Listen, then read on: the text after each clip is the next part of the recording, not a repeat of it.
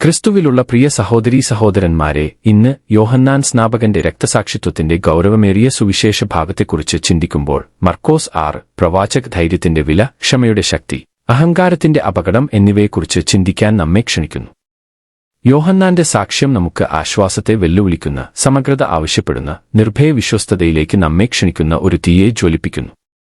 പ്രവാചകന്റെ അഗ്നി യോഹന്നാൻ മരുഭൂമിയിൽ നിന്ന് ഉയർന്നുവന്നു. മെലിഞ്ഞവനും വിട്ടുവീഴ്ചയില്ലാത്തവനുമായി ഹെരോദാവിനെ നേരിടാൻ ധൈര്യപ്പെട്ടു. നിന്റെ സഹോദരന്റെ ഭാര്യയെ സ്വന്തമാക്കുന്നത് നിനക്ക് നിയമാനുസൃതമല്ല. അദ്ദേഹത്തിന്റെ ധൈര്യം നയതന്ത്രപരമായിരുന്നില്ല. ഏകാന്തതയുടെ നിശബ്ദതയിലും പ്രാർത്ഥനയിലും ജനിച്ചത് അത് സമൂലമായിരുന്നു.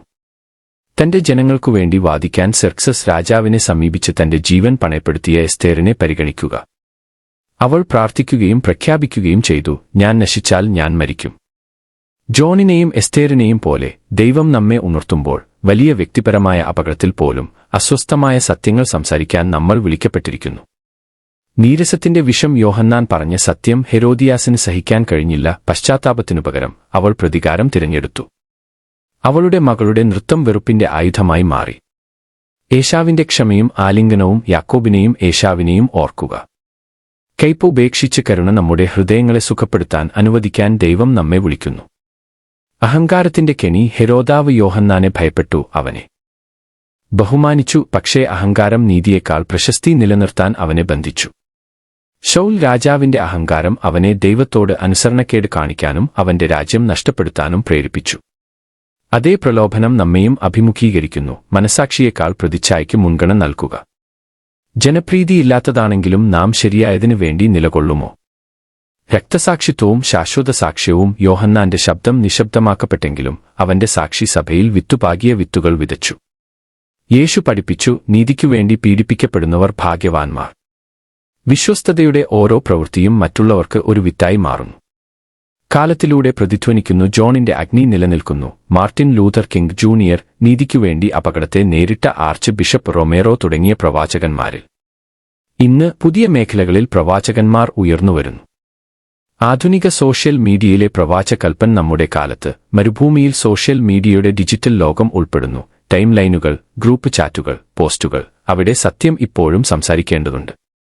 പ്രവാചക സാക്ഷ്യത്തിന് സോഷ്യൽ മീഡിയ അഭൂതപൂർവമായ അവസരം നൽകുന്നു. ശബ്ദങ്ങൾ ആഗോളതലത്തിലും തൽക്ഷണമായും കേൾക്കാൻ അനുവദിക്കുന്നു.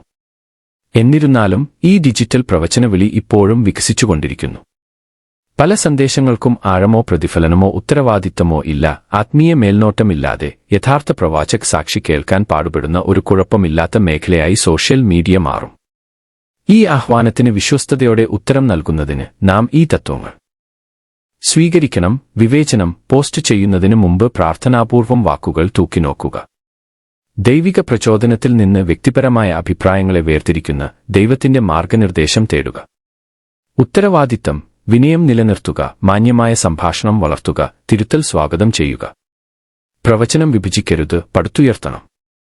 സർഗാത്മകത. പ്രാർത്ഥന വീഡിയോകൾ, തിരുവെഴുത്ത് പ്രതിഫലനങ്ങൾ, ഓൺലൈൻ കമ്മ്യൂണിറ്റി പ്രാർത്ഥനാ മുറികൾ എന്നിവയിലൂടെ പുതിയ മാധ്യമങ്ങളെ ചിന്താപൂർവം ഉപയോഗിക്കുക.